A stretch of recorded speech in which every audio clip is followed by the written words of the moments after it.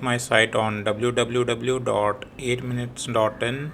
Today we are going to discuss what investors want to hear and what they don't want to hear while you are pitching your startups to venture capitalists or angel investors. Let's see. Venture investors do a lot of due diligence individually and collectively. So they also do due diligence. They have their own team of due diligence where they can do it individually. If it's an angel investor, if he or she is an angel investor, they will do it individually or collectively with the team within their groups. And also amongst others, they get reports from other venture investors also about startups, about your startup maybe, and discuss companies with other investors before they fund a company on an idea. So you may think that yes, the investor is not having knowledge about your startup. That is a wrong thing. In fact, they do a serious due diligence on every startup before investing into the startup. These are the statements and comments and replies to the questions that investors don't want to hear. So we'll go through what are the red flags you should have while having a pitch to the investors. These statements or comments, if you make, it may be possible that the investor is, demotivated or even taken back to invest from your startup, even if your idea or a concept or your startup is doing wonders. First thing is, if we come across certain startups saying that yes, we are going to be the next Amazon and we have a market cap of 200 billions and in only 2 years. So it's like, they make a projection where we are the only rulers in the market. There's no other startup which can compete with us. We are going to be the next Flipkarts or the next Amazons or the next Zeptos in this case, today's scenario. So don't make such statements to the investors, which, in a way you are saying that yes, that if you are not going to invest in us, you are going to lose something, and make false claims. Make claims which are based on the facts rather. So don't make such statements. Secondly is making statements such as we have an IP and no one that can copy that. It is good to have an IP, but at the same time you cannot say that you're the only one doing such thing and there's no other human being on this planet who can copy that IP. So that would again be a boasting claim, or a claim which can be challenged by anyone anywhere. In fact, you are not the first one. They might come up with that counter. Third is that we have a solid concept, a fantastic design, a nice website, and a list of early users. It is good to have a list of early users, but then you cannot brag it in the front of investors, because there's no numbers in this. There's no financial figures which the investors would like to see. So even if you have a solid concept, you're a fantastic designer, or you have a good website, that doesn't matter to the investor. What matters is the numbers, how much you're earning, what is your revenue, what is your next plan, which we may discuss in the next slide. Again, if you're saying that your product is unique and we are alone in the industry, so this can act as a boomerang to you, because what will happen that investors will think that okay, if your product is unique, that's fine, but then there's no validation in the market may not accept the product itself. And if you're alone in the industry, okay, if it's a fact, then either your homework is not proper, there might be other startups doing the same thing in a different way. And so if you're alone in the industry, you are claiming it that okay, then this is not a trial and tested startup idea, so this is the first off, and it can go either ways. Again, we have a lot of downloads and freemium users. It is a good thing to have a lot of downloads if you are having an app. Yeah, these days having an app is a must for certain startups who are into like developing apps for their own products and services. Having freemium users is also a good thing, a good pricing strategy. But then how does that help the investors?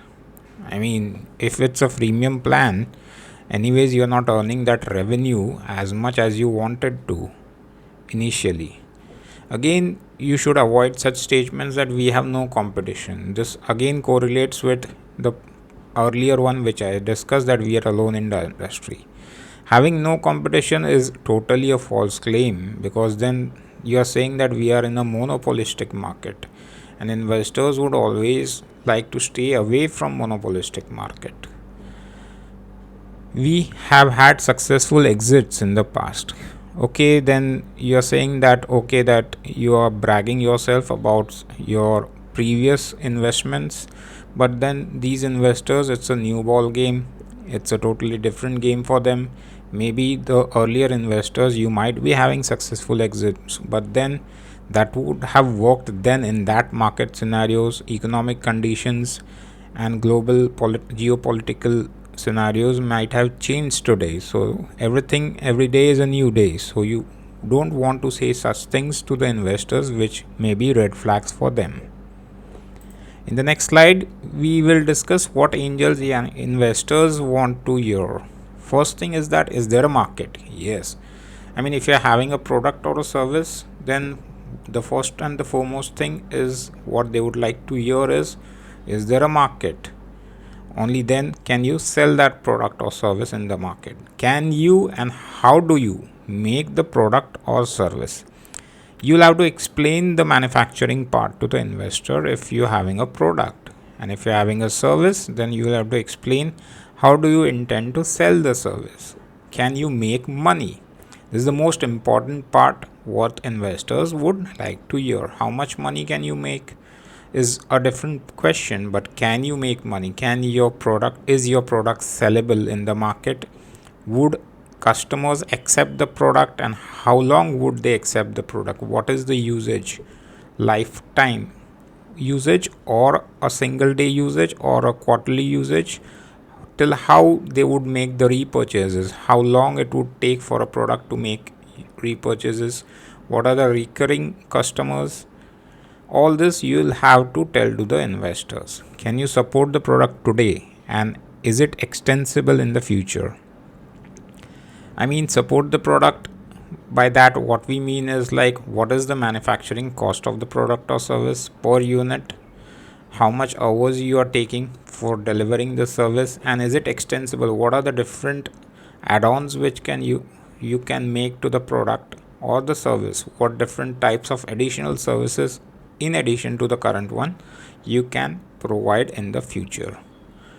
Vision is critical, but execution and keeping commitments are critical, especially for successful and successive rounds. For successive rounds.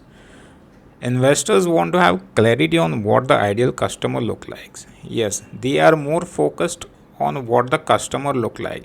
Are they from the rich class? Do they belong to a HNI class, or do they belong to a middle class or a lower middle class category? What is the volume of ideal customer? I mean, if you're selling a diamond, maybe it may be possible that your ideal customer may be an international customer. Local customers may not be buying as much diamonds as they would like to, and if you're selling plastic bags, maybe your ideal customer may be from a local market.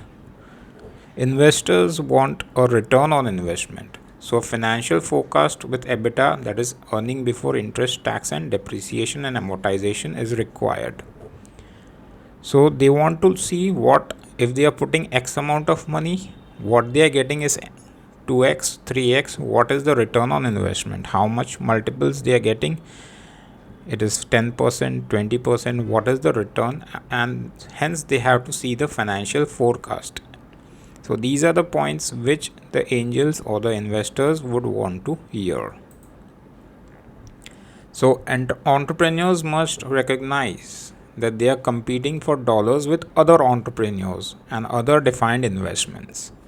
So that you are not alone in the market pitching to the investors. There are other startups of a similar category, of a similar product or services, and so you are competing with those entrepreneurs also, and hence they should be prepared to provide pitches, answer to the investors' questions and responses without those comments and extravagant exaggeration that make us run for the exits.